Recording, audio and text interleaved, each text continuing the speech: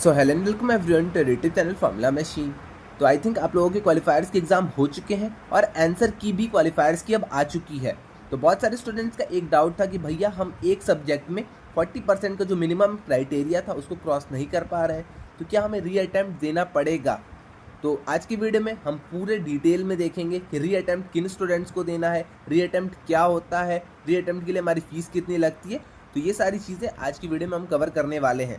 तो आज की वीडियो हमारी होगी reattempt for IIT Madras BS degree, क्योंकि बहुत सारे स्टूडेंट्स का एक ही यही डाउट आ रहा था कि भैया री अटैम्प्ट के बारे में बता दीजिए, क्योंकि हमारे एक सब्जेक्ट में री अटैम्प्ट आ गया है, 3 सब्जेक्ट हमने क्लियर कर लिए हैं। तो चलिए हम इस वीडियो को स्टार्ट करते हैं। तो फर्स्टली अगर हम बात करते हैं अपने फर्स्ट पॉइंट की, जो फर्स्ट कॉमन जो डाउट आता है भैया एलिजिबिलिटी क्या है री अटैम्प्ट देने की। तो यहाँ पे 2 एलिजिबिलिटी होती है, मैं दोनों को एक एक करके आपको क्लियर कर देता हूँ।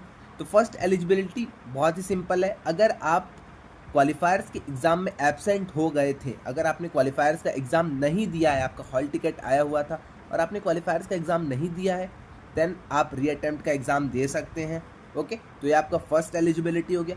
सेकेंड एलिजिबिलिटी आपका है री अटैम्प्ट के लिए कि आपने क्वालिफायर्स का एग्ज़ाम दिया है, आपका हॉल टिकट आया था, आप क्वालिफायर्स देने गए, 4 सब्जेक्ट का आपने क्वालिफायर्स का एग्ज़ाम दिया, बट आप मिनिमम एक सब्जेक्ट में फेल हो जाते हैं।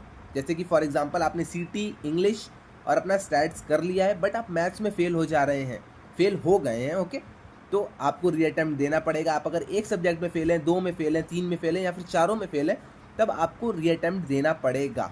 तो आई थिंक आपको ये सारी चीज़ें क्लियर हो गई होंगी, दोनों आपको एलिजिबिलिटी क्लियर हो गई होगी। या तो आप एब्सेंट हुए हैं अपने क्वालिफायर्स के एग्ज़ाम में, तब आप री अटैम्प्ट दे देंगे। अगर आप एब्सेंट नहीं हुए हैं और आप फेल हो गए हैं किसी भी एक सब्जेक्ट में, चारों सब्जेक्ट में से फेल हो गए हैं, तब आपको री अटैम्प्ट एग्ज़ाम देना पड़ेगा। ओके, अब कुछ लोग पूछेंगे भैया री अटैम्प्ट का सिलेबस क्या है।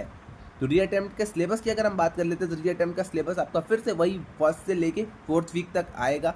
तो फर्स्ट से लेके 4th वीक तक का आपको फिर से सिलेबस पढ़ना होगा, बट री अटैम्प्ट में आपको असाइनमेंट देने की ज़रूरत नहीं है। अगर आप री अटैम्प्ट के लिए रजिस्टर कर रहे हैं तो आपको फर्स्ट से 4 वीक का असाइनमेंट देना नहीं होगा। आप जिस भी सब्जेक्ट में फेल हुए हैं, फॉर एग्जांपल जैसे कि मैंने अभी बताया है, मैथ्स में अगर आप फेल हो गए हैं, स्टैट में किसी भी अगर आप सब्जेक्ट में फेल हो गए हैं, या फिर जितने भी सब्जेक्ट में आप अगर फेल हो गए हैं, आपको बस उसी सब्जेक्ट का एग्ज़ाम देना पड़ेगा, उसमें आप पास कर लीजिए और नेक्स्ट टर्म से आप आईआईटी मद्रास की बीएस डिग्री को ज्वाइन कर सकते हैं। ओके, तो आई थिंक आपको ये दोनों डाउट्स तो क्लियर हो गए होंगे। अब थर्ड जो मेन डाउट आता है कि भैया री अटैम्प्ट की फ़ीस कितनी है। हम एक सब्जेक्ट में फेल हो गए, अब बताइए कि हमारी फ़ीस कितनी लगेगी। तो री अटैम्प्ट की फ़ीस आपकी आधी हो जाती है।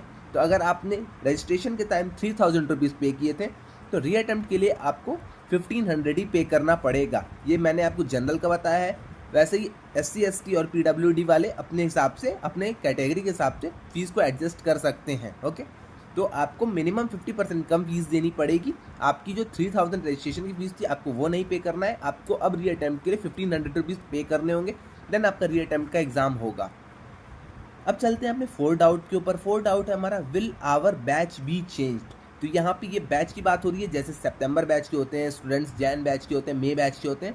तो यस, आपका यहाँ पे बैच चेंज हो जाएगा। फॉर एग्जांपल अगर आपने अभी सितंबर बैच के लिए अप्लाई किया था, तो आपका अब रजिस्ट्रेशन, आपकी जो एनरोलमेंट होगी वो अब जैन बैच से होगी। ये यहाँ पे मैटर नहीं करता है कि आपने रजिस्टर कब किया था, ये मैटर करता है कि आप पास चारों सब्जेक्ट को कब किए थे। अगर आपने क्वालिफायर्स एग्ज़ाम अभी पास कर लिया है तो आपका यहीं से एंट्री हो जाएगी, बट अगर आप एक भी सब्जेक्ट में फेल हो गए या फिर अगर आप री अटैम्प्ट दे रहे हैं, देन आपका जनवरी बैच से एंट्री स्टार्ट होगा। ओके, तो यही चीज़ थी, आपका बैच यहाँ पे चेंज हो जाएगा। सितंबर बैच की जगह अब आप जैन बैच के स्टूडेंट हो जाएंगे, जैन 2025 बैच के। ओके, अब नेक्स्ट जो क्वेश्चन है हमारा, टफनेस लेवल ऑफ री अटैम्प्ट एग्जाम। तो बहुत सारे स्टूडेंट्स के मन में एक डाउट रहता है कि भैया टफनेस लेवल क्या होती है री अटैम्प्ट एग्जाम की, क्या वो पहले से आसान आता है, क्वालिफायर्स के पेपर से आसान आता है, क्वालिफायर्स के पेपर से टफ आता है। तो जहाँ तक हमने अब तक री अटैम्प्ट का पेपर देखा है, मैंने देखा है जैसा कि आपका नॉर्मल वही लेवल रहता है, ना ही टफ आता है उससे, ना ही उससे ईजी आता है, आपका नॉर्मल वही मैथ्स का लेवल रहता है।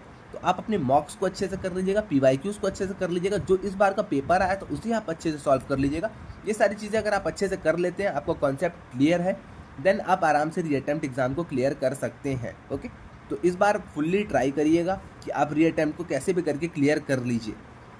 अब इस बार भी अगर आपका क्लियर नहीं होता है, देन जो अपना 6th मेन डाउट आता है कि भैया हमने ये सारी चीज़ें कर ली, हमने पढ़ लिया, हमने फ़ीस भी पे कर दी, बट हमारा री अटैम्प्ट एग्ज़ाम भी क्लियर नहीं हुआ, हम री अटैम्प्ट में भी फेल हो गए। अब हमें क्या करना है? तो अगर आप री अटैम्प्ट में भी फेल हो जाते हैं देन आपको कुछ नहीं करना है, आपका मतलब पूरा हर चीज़ ख़त्म हो जाएगी यहाँ से। आपको जैन बैच के लिए या फिर अगला जो टर्म होगा उसके लिए फिर से आपको अप्लाई करना है। आप कितने भी बार यहाँ पे अप्लाई कर सकते हैं, तो आपको 3000 रुपीज़ फिर से देनी होगी। आपको यहाँ पे 1500 नहीं लगेगा, आपको 3000 रुपीज़ दे के फिर से रजिस्ट्रेशन आप करिए, फिर से अपना सारा ऑथेंटिकेशन, आपकी सारी चीज़ें आपको फिर से चाहिए होंगी, तो आपको फिर से वहाँ पे रजिस्ट्रेशन करने का मौका मिलेगा। तो आप नेक्स्ट टर्म के लिए, नेक्स्ट बैच के लिए फिर से अप्लाई कर सकते हैं। तो आई थिंक ये एक डाउट आ रहा था स्टूडेंट्स का, जो 7th वाला डाउट है मैं यहाँ पे नहीं ले पाया हूँ। क्यों कुछ लोग पूछ रहे थे भैया री अटैम्प्ट है हमारा, तो क्या हमें वीक 5 के असाइनमेंट्स देने होंगे? वीक 5 वीक 6 के जो हमारे असाइनमेंट्स आ रहे हैं, तो आपको ये सारी चीज़ें करने की बिल्कुल भी ज़रूरत नहीं है। आपको वीक 5 वीक 6 के ये सारे असाइनमेंट्स बिल्कुल भी देने की ज़रूरत नहीं है। जो भी स्टूडेंट्स री अटैम्प्ट के लिए पढ़ने जा रहे हैं, या फिर जिन भी स्टूडेंट्स का क्वालिफायर्स क्लियर नहीं हुआ है एक सब्जेक्ट में, 2 सब्जेक्ट में, अगर वो फेल हो गए हैं, तो आप री अटैम्प्ट के लिए अच्छे से तैयारी करिए। जिस सब्जेक्ट का आपने एग्ज़ाम नहीं दिया है, या फिर अगर आप एग्ज़ाम में फेल हो गए हैं जिस भी सब्जेक्ट में, ट्राई करिएगा आप उस सब्जेक्ट में अच्छा स्कोर इस बार करिए। ओवरऑल आपको यहाँ पे 50% मार्क्स चाहिए थे। आपके डैशबोर्ड पे वहाँ पे शो हो गया होगा एलिजिबल फॉर फाउंडेशन, वहाँ पे बगल में येस लिखा होगा, या फिर किन्हीं स्टूडेंट्स का वहाँ पे नो लिखा होगा। और अगर आप अपनी डैशबोर्ड पे जैसे ही जाएंगे तो वहाँ पे शो होता होगा कि 34% अगर किसी के हैं तो वो वहाँ पे फेल हो गया है।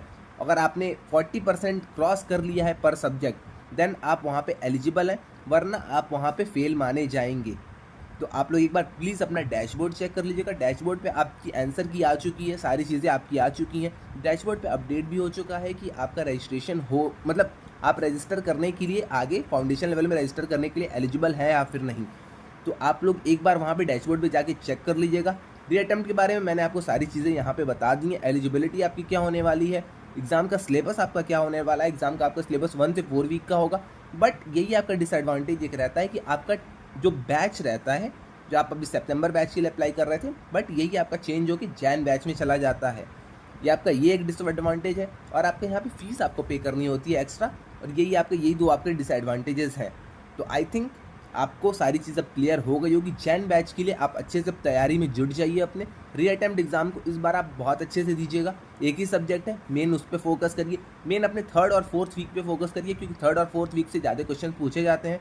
और आपको तो पता ही होगा कि मैंने गलती कहाँ करी है।